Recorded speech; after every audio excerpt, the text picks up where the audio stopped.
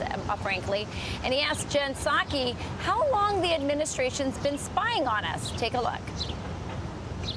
For how long has the administration been spying on people's Facebook profiles looking for vaccine misinformation? Well, that was quite a loaded and inaccurate question, which I would refute. Our biggest concern here, and I frankly think it should be your biggest concern, is the number of people who are dying around the country because they're getting misinformation that is leading them to not take a vaccine. But big concern, though, I think, for a lot of people on Facebook is that now this is Big Brother watching you.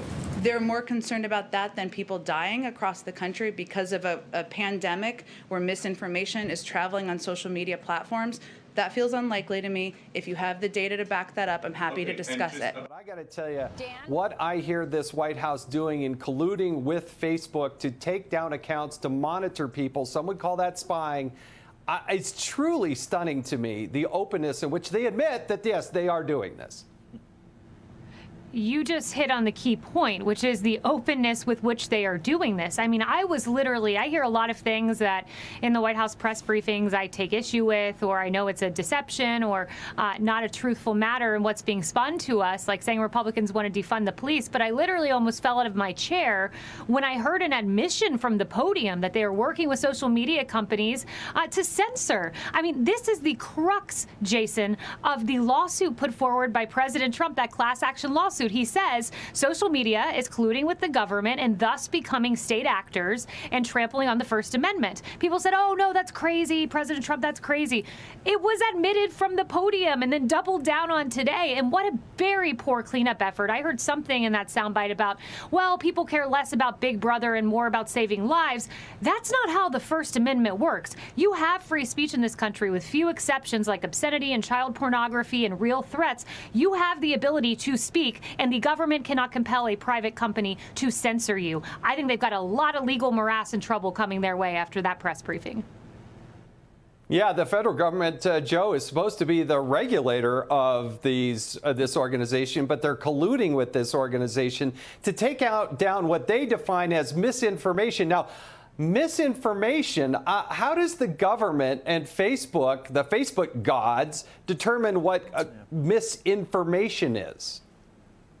Precisely, and I like the word colluding here because it fits. If the White House is colluding with Facebook on what is right and wrong speech per their definitions, then every news item deemed negative to the administration can also ultimately be censored or suppressed outside of COVID. Now, you saw Jen Psaki before. She said the administration is simply, what, working with Facebook to combat misinformation. But who gets to define what misinformation is? The White House? So, look, one has to believe, Jason, that Facebook is not biased in serving at the pleasure of the Democratic Party. Of course it is. And of course, Facebook is acting in good faith. You have to believe that. It doesn't. And Facebook's fact-checking in the past in terms of having a good track record? Yeah, no. Because remember, about a month ago, if you posted anything in terms of did COVID come from a lab in Wuhan, China, that was suppressed and censored because it was deemed misinformation. And many in the media and the Democratic Party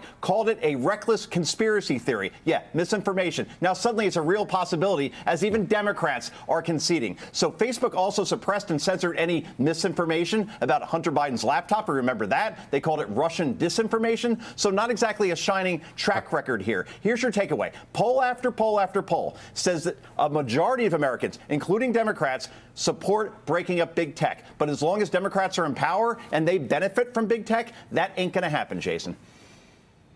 Yeah, they're carrying their water. And Stephen, I think one of the biggest concerns that I have is now you get these reports and they're admitting that they are not only going to go and look at social media, but they want to go after your direct messages, one-on-one communication with whoever you choose to, a suspicionless American talking to another Americans. It doesn't get any scarier than that.